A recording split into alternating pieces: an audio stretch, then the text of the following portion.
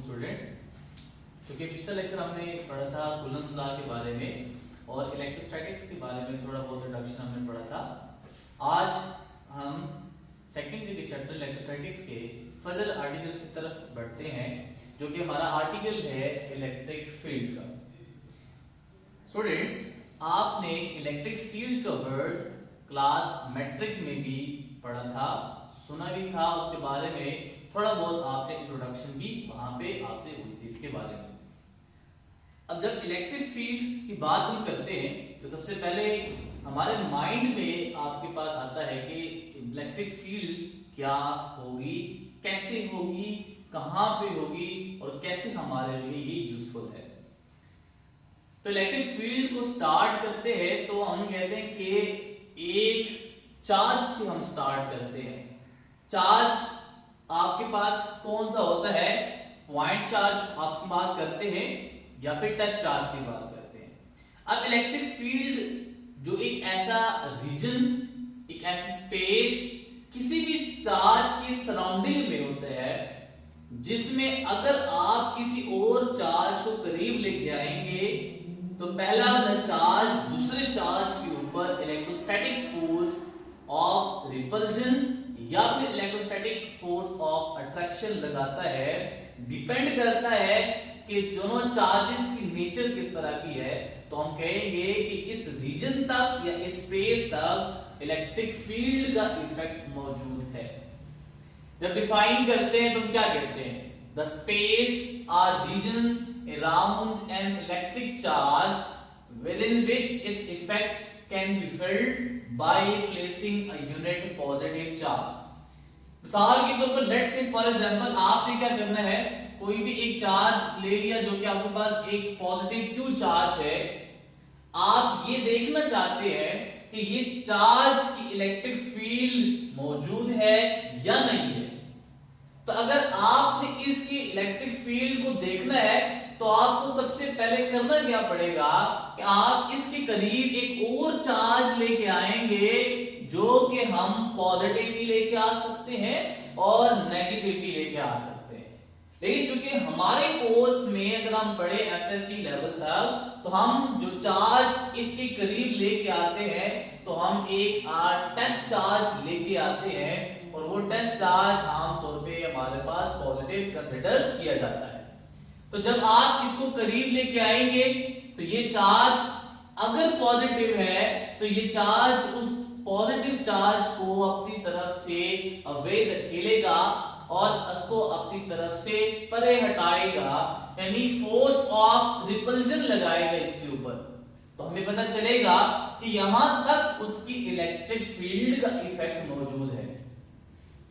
अब ये जो आपने इलेक्ट्रिक फील्ड के बारे में, डेफिनेशन के बारे में आपने थोड़ा बहुत स्टडी किया, तो अगर आप देखते हैं कि हम एक चार्ज दूसरे चार्ज के करीब लेके आते हैं तो सबसे पहला माइंड में क्वेश्चन ये बनता है कि इस फोर्स का ओरिजिन क्या है। जैसे हमारे पास ग्रेविटेशनल फोर्स है, यानी अर्थ की सराउंडिंग में ग्रेविटेशनल फील्ड होती है और ग्रेविटेशनल फील्ड को रिप्रेजेंट करने के लिए ग्रेविटेशनल फील्ड लाइंस को हम यूज करते हैं। तो आप ये माइंड में क्वेश्चन बन सकते हैं आपके कि ग्रेविटेशनल फोर्स की ओरिजिन क्या है, ये कहां से निकला है। तो इसी तरह आप ये भी आपके माइंड में क्वेश्चन बन सकता है कि what is the origin of these two forces, whether it is a gravitational force और अ कूलम फोर्स या इलेक्ट्रोस्टैटिक फोर्स। तो जो पहला क्वेश्चन है इसका अभी तक आंसर मालूम नहीं हो चुका और उसको एक्सेप्ट किया गया है एज इट इज। अब दूसरा क्वेश्चन जो आपके माइंड में है कि अगर एक चार्ज दूसरे चार्ज के करीब लेके आते हैं तो वो उसके ऊपर फोर्स ऑफ अट्रैक्शन या रिपल्शन लगाता है, तो कैसे ये दोनों आपस में फोर्स ऑफ अट्रैक्शन या फोर्स ऑफ रिपल्शन आपस के ऊपर लगाते हैं, किस फिनोमेना के थ्रू लगाते हैं और कैसे ये फोर्स ऑफ अट्रैक्शन और रिपल्शन एक मैस से दूसरे मैस या फिर एक चार्ज से दूसरे चार्ज की तरफ ट्रांसमिट होता है। तो इस दूसरे क्वेश्चन को एक्सप्लेन किसने किया? माइकल फैराडे ने। अब उस माइकल फैराडे ने कहा कि ये जो ट्रांसमिशन का जो प्रोसेस है ये फील्ड थ्योरी के अकॉर्डिंग होता है और फील्ड थ्योरी के दो स्टेप्स होते हैं। ये जो ट्रांसमिशन होती है या फोर्स ऑफ अट्रैक्शन या फोर्स ऑफ रिपल्जन, आपस में कोई भी दो चार्जेस लगाते हैं तो वो बेसिकली दो स्टेप्स को फॉलो करते हैं। सबसे पहला स्टेप क्या है कि अगर आप कोई भी चार्ज क्यू आपके पास है तो वो अपने सराउंडिंग में कोई भी इलेक्ट्रिक फील्ड को जनरेट करता है। याद रखें कि जब चार्ज स्टेशनरी होता है, रेस्ट में होता है, तो ये जो चार्ज की सराउंडिंग में फील्ड होती है उसको इलेक्ट्रिक फील्ड कहा जाता है, जो आपने इसकी यहां पे डेफिनेशन पढ़ी। लेकिन चार्ज जब मूव करता है तो चार्ज मूव जब करता है तो उसकी इलेक्ट्रिक फील्ड भी जनरेट होती है और साथ में मैग्नेटिक फील्ड भी प्रोड्यूस होती है। तो चूंकि हम इलेक्ट्रोस्टैटिक्स पढ़ रहे हैं तो हम इसमें सिर्फ चार्ज को स्टेशनरी कंसीडर करेंगे। तो पहला स्टेप क्या है कि charge Q produces electric field surrounding एज। आप देखें कि उस सराउंडिंग में हम इलेक्ट्रिक फील्ड को रिप्रेजेंट कर सकते हैं बाय अ डॉटेड लाइंस या डॉट्स। ठीक है, अब डॉट्स हम इसको क्या करते हैं, रिप्रेजेंट करते हैं। अब डॉट्स को रिप्रेजेंट करने का बेसिकली मतलब क्या है कि ये डॉट्स बेसिकली इलेक्ट्रिक फील्ड की स्ट्रेंथ को बताते हैं। अब दूसरा आपके पास स्टेप क्या है कि जब एक चार्ज अपने सराउंडिंग में इलेक्ट्रिक फील्ड को जनरेट कर लेता है, जब आप दूसरे चार्ज को इसके करीब लेके आते हैं तो उसकी भी इलेक्ट्रिक फील्ड होती है। तो जो इंटरेक्शन होती है बीच में वो थ्रू दीज चार्जेस जो आपके करीब लेके आए हैं उनकी इलेक्ट्रिक फील्ड लाइंस के थ्रू होती है। ठीक है, तो अब देखिए बेटा कि ये लेट्स से फॉर एग्जांपल एक स्टेशनरी चार्ज जो कि पॉजिटिव क्यू चार्ज है, आप देखिए कि डॉटेड लाइंस अगर आप देखें तो उसके सराउंडिंग में हमने डॉट्स को रिप्रेजेंट किया जो कि हमें बताता है कि डॉट्स की जो डेंसिटी है, जहां पे डॉट्स की डेंसिटी कम होगी वहां पे इलेक्ट्रिक फील्ड की जो स्ट्रेंथ है वो भी क्या हो जाएगी, कम हो जाएगी। यानी चार्ज के करीब तरीन होंगे तो वहां पे डॉट्स जो आपस में कंजस्टेड फॉर्म में होंगे, उनके दरमियान जो डिस्टेंस होगा वो कम होगा। तो इसका मतलब है कि यहाँ पे strength of the electric field is greater. लेकिन जैसे आप उससे दूर जाते जाएंगे, डॉट्स आपके से दूर होते जाएंगे, सेपरेशन ज्यादा होती जाएगी, तो हम कहेंगे कि वहां पे इलेक्ट्रिक फील्ड की स्ट्रेंथ भी क्या हो गई है, वो कम हो गई है। अब ये चार्ज आप पॉजिटिव क्यू चार्ज के करीब लेके आए हैं तो ये फोर्स ऑफ रिपल्शन लगाता है इसके ऊपर और फोर्स की जो डायरेक्शन है वो आपके पास ये इससे टुवर्ड्स राइट साइड चला जाता है। तो ये बेसिक आपके पास कुछ इंट्रोडक्शन था किसके बारे में, इलेक्ट्रिक फील्ड के बारे में।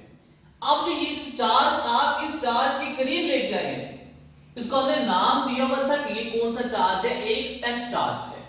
अब टेस्ट चार्ज क्या होता है, टेस्ट चार्ज बेसिकली हम कहते हैं कि एक पॉइंट चार्ज आपके पास होता है जो कि मैग्नीट्यूड में बहुत ही मैग्नीट्यूट होता है, यानी उसका मैग्नीट्यूड कम से कम होता है। फिर उसकी जो इलेक्ट्रिक फील्ड है वो इतनी इफेक्टिव नहीं होती, यानी वो किसी भी दूसरे चार्ज की इलेक्ट्रिक फील्ड को डिस्टर्ब नहीं करता। हम सिर्फ टेस्ट चार्ज को यूज करते हैं किसी भी दूसरे चार्ज की इलेक्ट्रिक फील्ड को देखने के लिए, यानी फिट करने के लिए। अब ये जो टेस्ट चार्ज है ये कन्वेंशनली हमेशा हम क्या लेते हैं, पॉजिटिव लेते हैं, लेकिन ये हो भी सकता है कि वो नेगेटिव भी कंसीडर किया जा सकता है। अब देखिए आपने क्या किया है, एक चार्ज इस दूसरे चार्ज के करीब लेके आए हैं तो किसी खास इंटेंसिटी के साथ, किसी खास शिद्दत के साथ इस चार्ज ने फोर्स ऑफ रिपल्शन इस चार्ज के ऊपर लगाई है। अगर हम इस चार्ज को मेजर करना चाहते हैं कि इस चार्ज के ऊपर जो फोर्स लगी हुई है इसकी इंटेंसिटी क्या है, स्ट्रॉन्गेस्ट है, लोएस्ट है, और अगर हम इसको मेजर करना चाहते हैं तो हम बेसिकली हेल्प लेते हैं किसे, इलेक्ट्रिक फील्ड इंटेंसिटी से। तो नेक्स्ट आपके पास सब आर्टिकल है इसका, वो है इलेक्ट्रिक फील्ड इंटेंसिटी। अब इलेक्ट्रिक फील्ड इंटेंसिटी क्या है कि जब आप ये चार्ज इस चार्ज के करीब लेके आ गए तो इस चार्ज के ऊपर एक चार्ज आप लेके आए जो कि यूनिट पॉजिटिव चार्ज है, उस चार्ज के ऊपर ये पहला वाला चार्ज कितनी शिद्दत के साथ फोर्स लगा रहा है उसको नाम दिया जाता है इसका इलेक्ट्रिक फील्ड इंटेंसिटी का। यानी आप देखिए force acting per unit charge is known as electric field intensity. फिर हम इसको डिनोट किससे करते हैं, कैपिटल ई, और इसके ऊपर आपके पास ये क्या है, एरो हेड, एक वेक्टर जो कि हमें इंडिकेट कर रहा है कि इलेक्ट्रिक फील्ड इंटेंसिटी जो होगी वो कौन सी क्वांटिटी है, वेक्टर क्वांटिटी है। अब फॉर्मूला तो हमने देखिए, बाय डेफिनेशन आपने क्या पढ़ा कि force acting per unit charge is known as electric field intensity.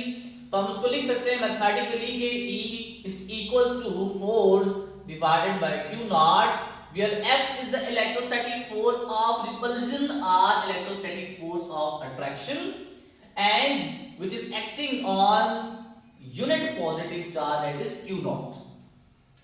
अगर हम इसकी यूनिट निकालना चाहें तो बेटा फोर्स को आप देखिए, फोर्स की यूनिट आपके पास क्या होती है, न्यूटन।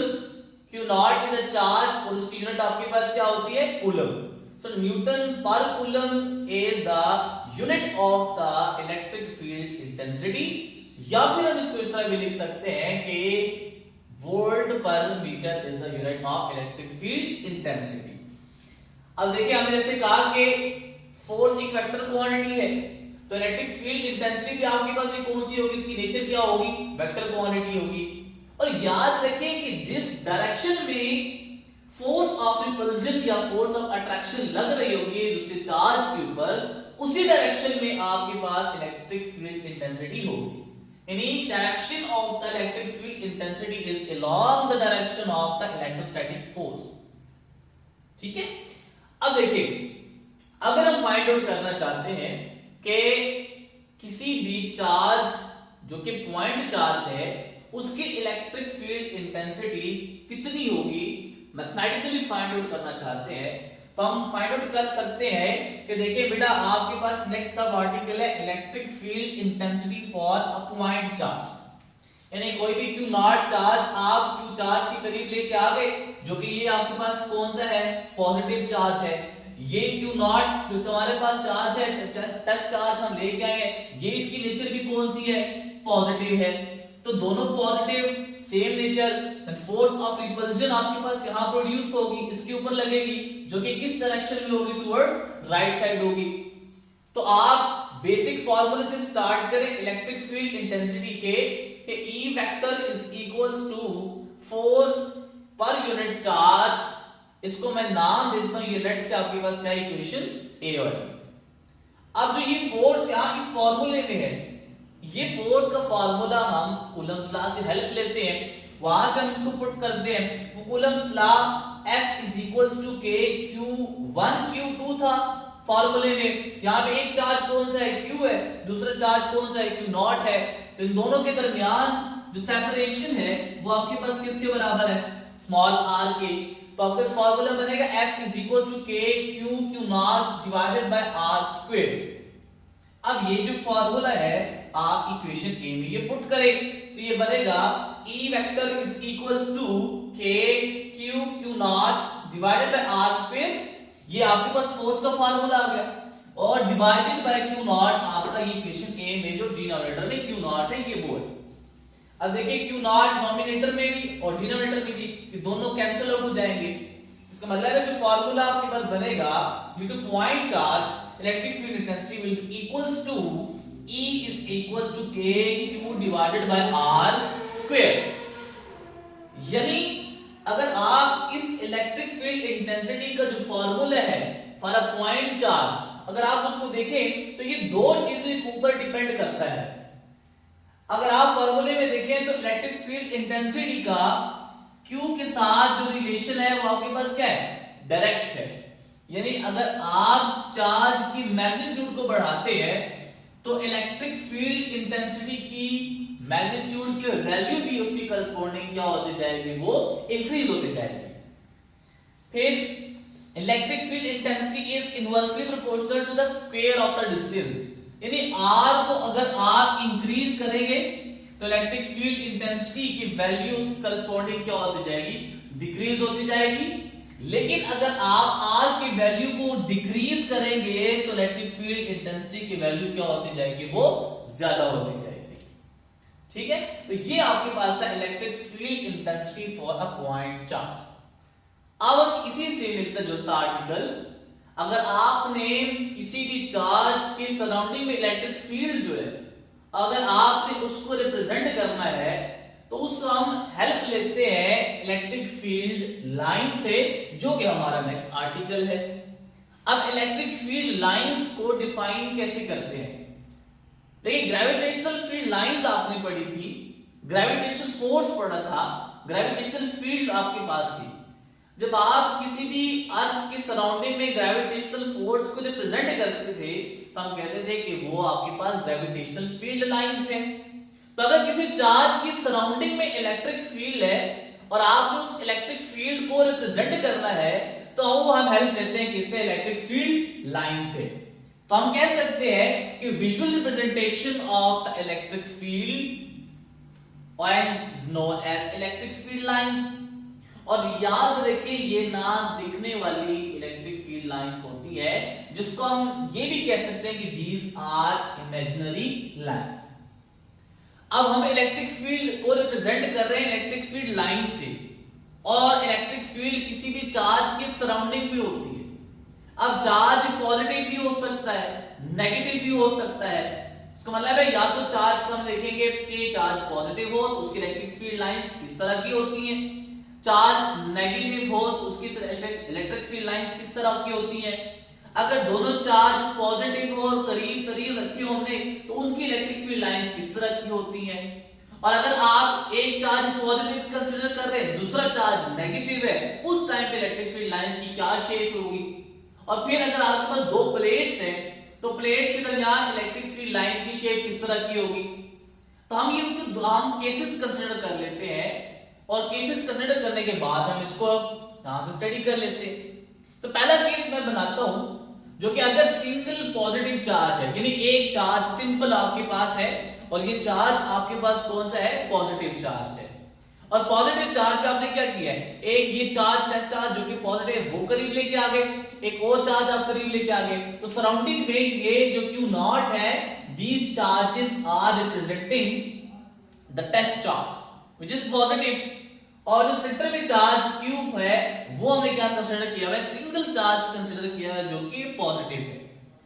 अब देखें, ये Q पॉजिटिव, ये भी Q पॉजिटिव, रिपल्सिव फोर्स यहां भी होगी, इसके ऊपर भी रिपल्सिव फोर्स इस डायरेक्शन में होगी, इसके ऊपर राइट साइड। और ये जो आपके पास चार्ज Q0 है, इसके ऊपर इस लाइन की कोऑर्डिनेट डायरेक्शन में आपके पास ये इलेक्ट्रोस्टैटिक फोर्स एक्ट करेगा जो कि रिपल्सिव होगी।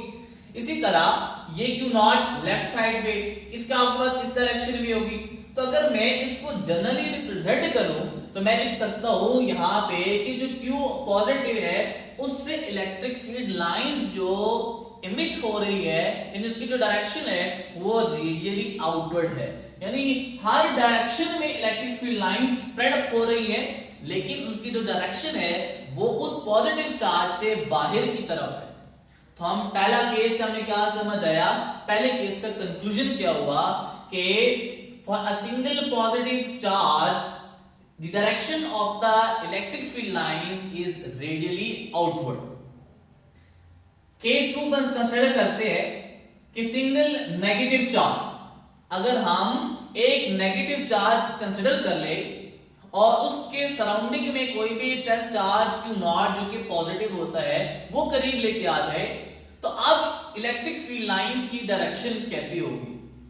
तो फॉर एग्जांपल ये Q आपने चार्ज जो कंसीडर किया हुआ है वो नेगेटिव है, उसके सराउंडिंग में Q0 जो रिप्रेजेंटेशन दे रहा है वो टेस्ट चार्ज जो कि पॉजिटिव होता है उसकी दे रहे हैं। अगर आप देखें ये नेगेटिव चार्ज हो गया, Q0 पॉजिटिव चार्ज है, तो Q0 इस चार्ज की तरफ क्या होगा? अट्रैक्शन होगी इसकी, यानी फोर्स ऑफ अट्रैक्शन होगी because of the opposite polarity of the charges.